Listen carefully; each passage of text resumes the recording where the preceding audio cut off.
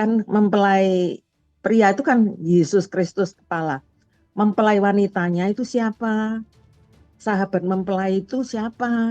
Undangannya mempelai juga ada. Yang mana itu, Pak? Turun dari surga, berhias bagaikan pengantin perempuan berdandan untuk suaminya. Itulah Yerusalem baru di mana ada perjamuan kawin anak domba. Itu saya datang ke Eropa, saya cuma bawa $100 Amerika, one way ticket. Ya kemarin ada orang salah satu ini ya yang dulu yang di awal-awal saya datang itu ya banyak bantu saya ya. Saya nggak pernah minta, dia nggak pernah, dia juga nggak tahu keadaan saya. Cuman tiba-tiba Tuhan suruh dia kasih uang tiap bulan ya, hampir tiap bulan, nggak tiap bulan, hampir tiap bulan lah. Terus kemarin datang ke rumah ya, terus saya tunjukkan, lu ingat nggak kamu sering kasih saya uang? Iya, waktu itu saya tuh nggak punya uang sama sekali loh. Saya bilang sama dia ya, ya saya juga nggak tahu, saya disegerakan Tuhan. Pokoknya saya kirim ke Pauli ya, waktu itu saya benar-benar nggak punya uang. Ya, saya mau tanya yang terkait kerajaan 1000 tahun. Yang pertama, sebenarnya di kerajaan 1000 tahun itu orang-orang percaya itu goals atau target itu mereka ngapain sih di 1000 tahun itu? Yang kedua, nanti bahasa yang dipakai apa ya Pastor ya? Apakah bahasa roh yang kita kenal sekarang atau bahasa Indonesia atau Inggris atau apa gitu? Itu aja Pastor. Terima kasih.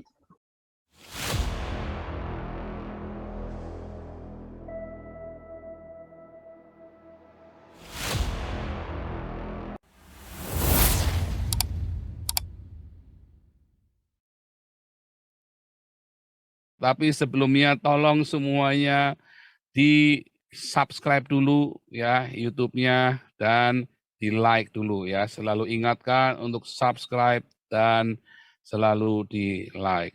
Pak, saya mau tanya yang kemarin, Pak, tentang itu loh, Pak, 4 urutannya itu ya, surga, kerajaan 1000 tahun. Iya, Ada yang perlu satu, Pak, yang ya. terakhir ini saya ingin kemarin nggak nututi. Itu kan yang terakhir kan Yerusalem baru, Pak, yaitu pengantin surga. Lah, ya itu Pak, yang pernah saya tanyakan dulu tentang bagaimana tahu Tuhan datang itu. Yang pertama dia juru selamat, yang kedua itu apa kan? Saya tanya gitu Pak. Pak Paul kan bilang sebagai raja gitu. Kalau yang kemarin tentang Yerusalem itu kan secara fisik dan rohani. Di situ ada pesta, sehidangan dengan Tuhan sebagai mempelai gitu Pak. Itu kan yang paling top ya Pak ya. Makanya saya ingat pengajaran yang pernah saya terima itu Pak. Pokoknya semua itu mempelai pria surga. Aku mau jadi mempelai. Seperti itu Pak. Lah, yang jadi pertanyaan saya seperti ini. Kan mempelai pria itu kan Yesus Kristus kepala. Mempelai wanitanya itu siapa? Sahabat mempelai itu siapa? Undangannya mempelai juga ada. Yang mana itu Pak? Nah itu yang agak bingung gitu Pak. Itu kan perumpamaan. Jadi waktu kita baca perumpamaan, kita harus kumpulin semuanya jadi satu. Nanti baru kita ngerti. Misalnya nih, Yesus bilang bait suci. Bait suci itu siapa? Kamu adalah bait suci, kita adalah bait suci. Loh, Yesus juga bait suci loh. Ya kan? Iya. Yesus juga bait suci, kita bait suci. Ternyata kita adalah batu-batu yang di atas bait, yang menumpuk bait suci itu. Total jadi Yesuslah bait sucinya. Ya kan? Iya. Nah sekarang, kalau cerita tentang mempelai, kapan mempelai itu? Kapan mempelai itu? Saat Yerusalem baru, Wahyu 21 tuh, ayat 2. Aku melihat kota kudus Yerusalem baru turun dari surga, dari Allah. Siapa kita kan? Turun dari Allah. Karena kan langit dan bumi kan dihancurkan. Lalu dibikin yang baru. Maka kita kemudian waktu dihancurkan gitu, kita ada di surga kan. Ya, yang jasmania itu kan dihancurkan. Lalu dibikin langit dan bumi yang baru, lalu Yerusalem baru turun dari surga, berhias bagaikan pengantin perempuan berdandan untuk suaminya. Ya, itulah Yerusalem baru di mana ada perjamuan kawin anak domba. Nah, itu kita, ya kan? Bagaikan, ya. Jadi itu perumpamaan. Jadi bukan terus kawin olala bebek seperti mikir ya orang otaknya olala bebek, ya jadi ini olala bebek terus ya dia ya, heran ya. Lalu yang 5 gadis bodoh 5 gadis bijak itu, ya kan, sedang menantikan kedatangan mempelai, ya kan, sahabat para mempelai, betul nggak? Itu kapan itu ceritanya itu? Itu kedatangan Tuhan Yesus, ya, waktu mau kerajaan 1000 tahun. Jadi belum. Orang Yahudi kalau menikah, nggak langsung jebret-jebret olahraga bebek, enggak. Dia ada prosesi di depannya itu ya.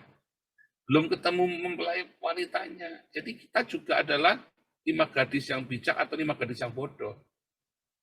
Gereja itu juga seperti itu. Kan perumpamaan, diumpamakan. Kamu diumpamakan sebagai ini, tapi kamu juga diumpamakan sebagai itu. Berganti peran, ya kan? Itu seperti berganti peran kan, karena perumpamaan. Balik lagi. Jadi itu bukan apa? Bukan kisah nyata, itu perumpamaan.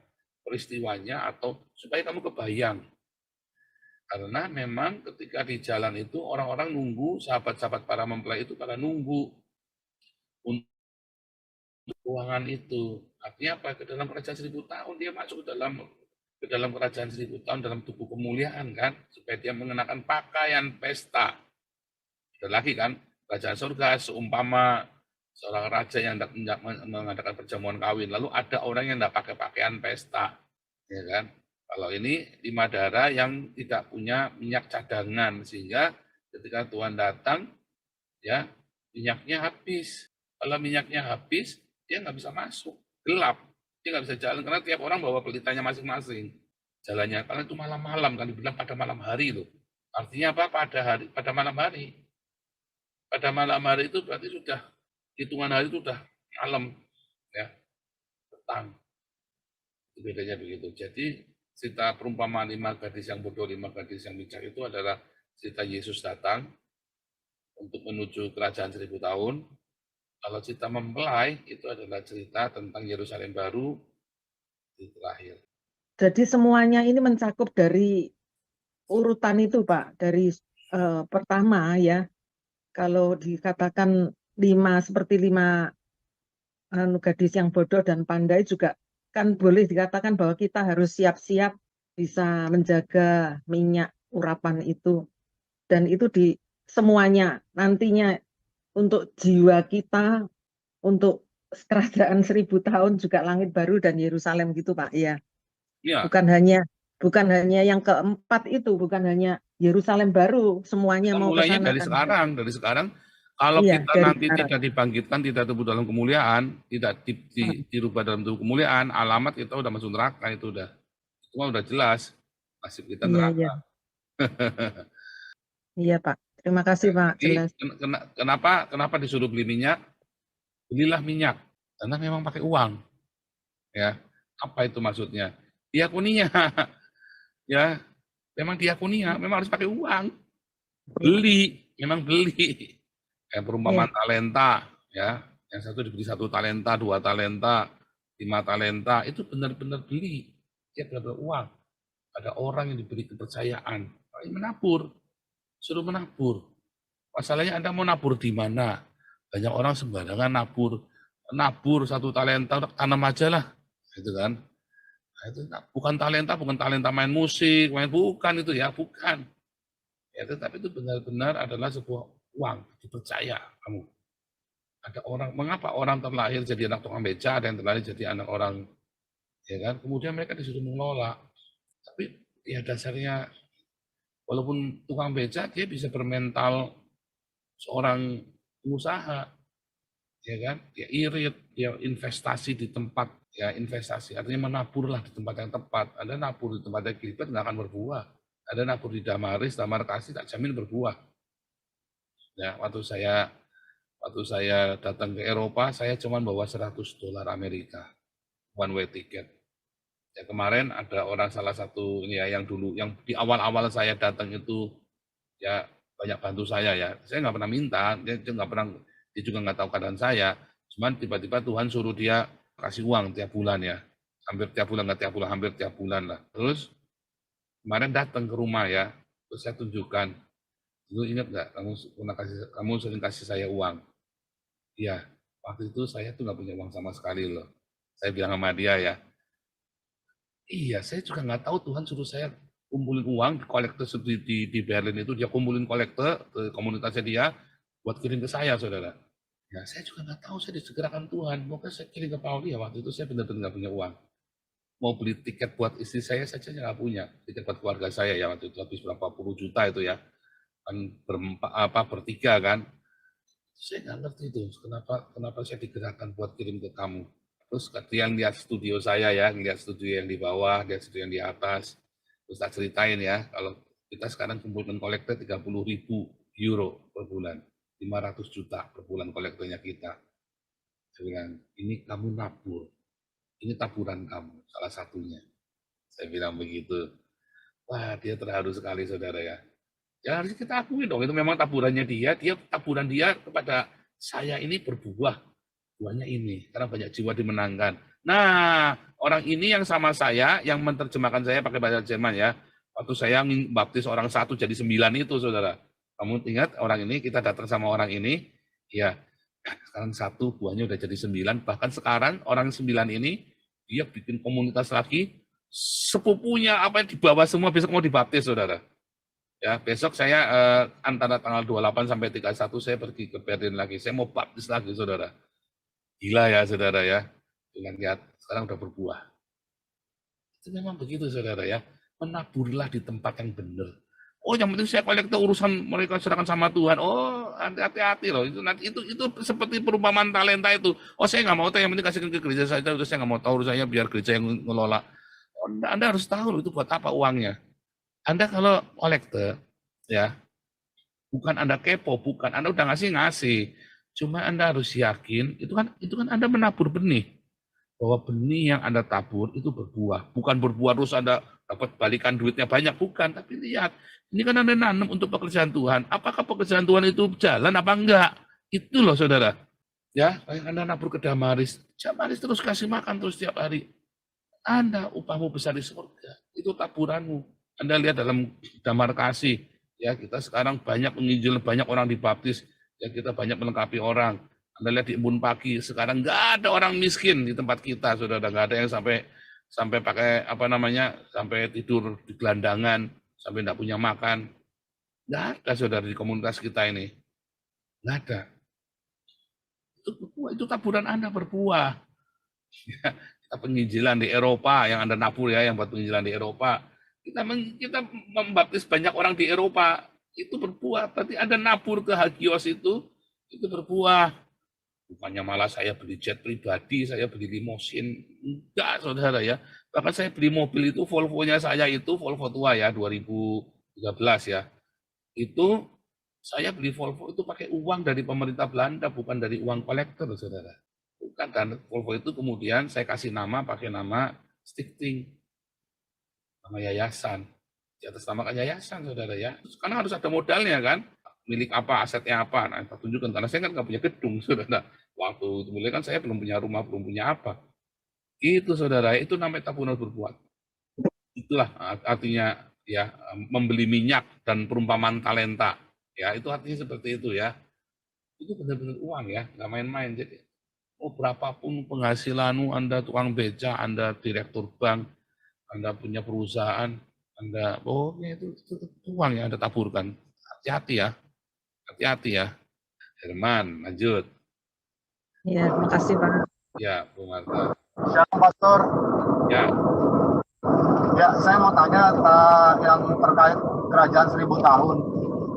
Yang pertama, sebenarnya di kerajaan 1000 tahun itu orang-orang percaya itu goals atau target itu mereka ngapain sih di 1000 tahun itu?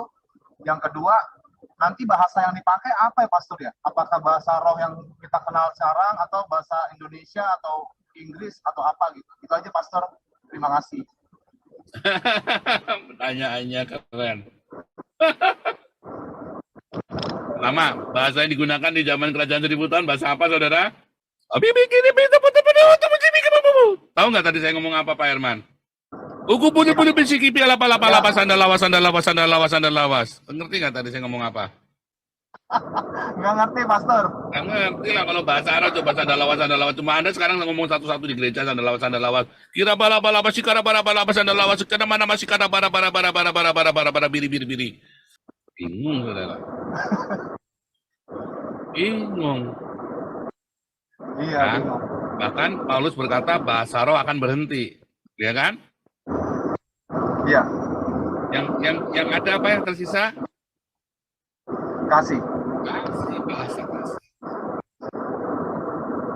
Pendapatmu? Saya waktu di Jerman, saya belum bisa bahasa Jerman, saudara ya. Sekarang saya kalau cuma ngomong bisa, kalau buat khotbah saya nggak bisa. Kalau cuma ngomong, beli makan, apa ya saya bisa ya, tanya jalan ya saya bisa, saudara ya. Ngomong artinya percakapan sederhana ya, bahasa Jerman. Tetapi selama di Jerman, saya banyak mendapat pertolongan dari orang-orang Jerman. Karena ada bahasa kasih itu tadi. Orang tahu saya nggak akan celakakan mereka, dan saya tahu mereka tidak akan celakakan saya, dan saya percaya mereka nggak lagi merencanakan sambil ngomong di belakang ini pateni wae Cinoi pateni wae misalnya begitu ya. Saya tahu mereka nggak akan ngomongin begitu ke saya. Ya, jadi ada bahasa kasih, cara memperlakukan, cara senyum, cara apa itu ya. Bahasa kasih di surga itu kita menggunakan bahasa kasih ya saudara ya. Bahkan di kerajaan 1000 tahun, bahkan nanti di langit yang baru itu bahasa cinta. Berbagai bahasa semua ada di surga. Ada ayatnya di mana? Dalam Wahyu ke-7 ya. Kemudian daripada itu aku melihat sesungguhnya kumpulan besar banyak orang yang tidak terhitung banyaknya, segala bangsa, suku, kaum, dan bahasa. Segala bahasa. Nah sekarang kita ngapain di kerajaan 1000 tahun? Ya, kita ngapain saudara? Coba lihat ya, Wahyu 20. Wahyu 20 ayat 4 ya. Aku melihat tahta, ada banyak tahta dan orang-orang yang duduk di atasnya. Pada mereka diserahkan kuasa untuk menghakimi. Aku juga melihat jiwa-jiwa mereka yang telah dipenggal kepalanya karena kesaksian tentang Yesus, karena firman Allah, yang tidak menyembah binatang itu dan patungnya, dan yang tidak juga menerima tandanya pada dahi dan tangan mereka. Mereka hidup kembali, memerintah sebagai raja, bersama dengan Kristus untuk masa 1000 tahun. Pemerintah, kita jadi pemerintah-pemerintahnya. Yang diperintah siapa? Yang lolos dari bencana alam meterai ke-7, sangkakala ke-7 itu. Kan ada 7 meterai, itu kan banyak bencana di dalam itu. Orang yang lolos dari situ, yang tersisa, itu masuk kerajaan 1000 tahun, tapi mereka mengalami kematian. Tapi kita yang sudah dirubahkan tubuhnya, ya sangkakala terakhir, 1 Korintus 15 ayat 52, kita dirubahkan dalam sekejap mata, orang yang mati dibangkitkan, kita dirubahkan, kita masuk kerajaan 1000 tahun, kita jadi pemerintah di situ. Orang-orang ini diatur, diperintah sama kita. Kita yang setting semua, kita kembangkan, bahkan mungkin kita pergi ke Mars, mungkin kita pergi kemana-mana. Bayangin 1000 tahun ya, 1000 tahun dengan kematian yang sangat langka. Orang lahir terus, tapi kematiannya sedikit sekali. Ledakan penduduk nggak? Ledakan penduduk pasti. Tapi ingat, kerajaan 1000 tahun itu luar biasa. Oh, damainya nggak ada perang, nggak ada orang ruwet. Sehingga orang pikirnya sehat semua, dia bisa bikin roket, dia bisa bikin mesin, bisa pergi ke ke Mars, ke bulan, kemana-mana, pulang balik begitu kayak wisata, saudara. Jadi ledakan penduduk pasti. Nah, lalu kemudian siapa yang mengatur mereka selama jumlah yang berpuluh-puluh miliar itu? Ya mungkin kayak ceritanya Star Trek itu, saudara ya. Yang ada di planet ini, planet tadi yang kamu di planet itu ya. Kamu di Tabiru ya, ya kan? Di planet Tabiru kan mungkin kan. Itu ada planet-planet, ada orang di mana-mana ya. Tapi kemudian Indonesia dilepas setelah 1000 tahun. Tiba-tiba mereka jadi jahat. Apa maksud kerajaan 1000 tahun? Orang jahat, tapi nggak ada kesempatan buat bikin jahat. Banyak orang jahat, orang tetap jahat, tetapi tidak bisa berbuat jahat. Nggak ada kesempatan buat berbuat jahat, itu maksudnya. Karena sistemnya kayak di Belanda, apakah orang yang baik? Ya belum tentu baik, tapi sistemnya tidak memungkinkan Anda untuk berbuat kejahatan kayak di Indonesia. Anda mau nyopet misalnya ya, sistem itu dibuat supaya Anda nggak perlu nyopet. Ngapain mau nyopet coba? Kenapa orang nyopet? Ya karena lapar, Pak.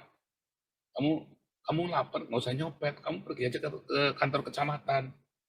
Ya, saya nyopet ini, Pak, karena saya butuh makan, Pak. Nggak butuh buat ke rumah sakit, Pak. Kalau di Indonesia kayak gitu, kalau di Belanda nggak usah. Kamu pergi kantor kecamatan, kamu laporan, ayah saya sakit. Kita nggak punya uang, pensiunnya kurang. Nanti kantor kecamatan kirim ke rumah sakit. Nggak susah. 1 jam selesai, saudara, urusannya. Nggak pakai ribet-ribet berhari-hari kayak di Indonesia. Sistemnya mempermudah begitu rupa, sehingga Anda ngapain bikin jahat. Gitu loh ya. Kenapa penjara-penjara di Belanda kosong? Oh, penjara di Indonesia penuh overload, saudara ya. Penjara di Belanda malah dibuka, malah dibikin tempat wisata. Malah ada yang jadi camp pengungsi segala macam, malah ada yang jadi asrama polisi, ada yang dijadikan resort. Kosong penjaranya. Penjara-penjara kosong ya di Belanda ya. Karena kriminalitas rendah sekali. Kalaupun ada orang di penjara, yang separuh biasanya imigran yang tidak tahu hukum Belanda. Biasanya gitu ya. Jadi itulah kerajaan 100 tahun. Kita memerintah dibikin satu sistem, orang jumlahnya banyak banget. Mungkin ada di planet-planet di mana-mana. Setelah iblisnya dilepas, mereka bikin jahat lagi. Teknologinya sudah tinggi, ya mereka tembak-tembakan dari satu planet ke planet yang lain, ngelempar pakai nuklir atau pakai bom apa nggak ngerti ya. Makanya langit buminya lenyap. Hancur semua, mereka tembak-tembakan sendiri antar planet saling membinasakan. Ya kan? Kan semudah itu saudara cara berpikirnya ya. Gitu ya Herman ya.